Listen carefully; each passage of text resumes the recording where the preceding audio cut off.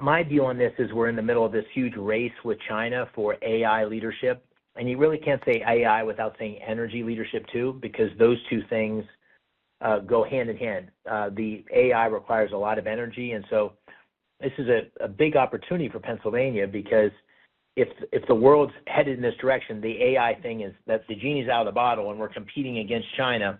We're going to have huge investments in these data centers and the energy to make them work. So Pennsylvania is kind of in a unique position to be the leader in the United States, because we've got all this energy, the fracking, the nuclear power, the coal, all the sources of energy, and we've got this great skilled workforce that can build all the infrastructure, and we've got water, as you refer to, and we've got location, so we're close to the rest of the country. So my view is that we should be the leaders in the AI and energy revolution, but it's not without downside. Like, this isn't like a one-way thing where it's just all good.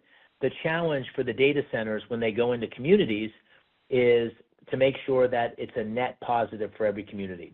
So I think every community should have a big voice in whether they want this. I think they're going to see that it brings jobs through building the data centers, manning the data centers, upgrading the data centers, building the energy.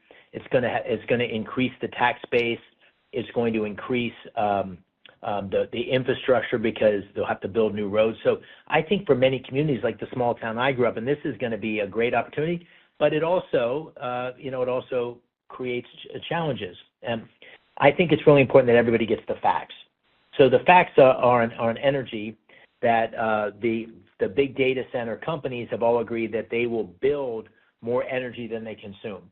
And they just signed a thing with President Trump at the White House, which says they're committed to not having any impact on the prices for consumers of energy. On water, if you go to Loudoun County, which is the big area in Virginia where a lot of these data centers are, most of the data centers there, and my understanding is all the new data centers are something called closed loop, where 95% of the water is recycled and used over and over again within the data centers.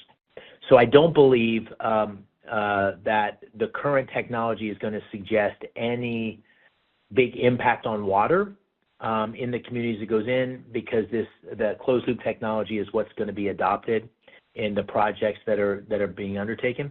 But this is, what it's going to mean for the tax base, how much new revenue is going to come to the communities, what it's going to do to water, what it's going to do to energy. All these things are things that I think are being handled, but each community needs to build confidence for themselves. So I'm trying to encourage us to look carefully and get all the facts, because I think it's a big deal for Pennsylvania, but each community is going to have to get comfortable on its own. I think when they look at the water thing, they're going to see that it's not going to be a big challenge.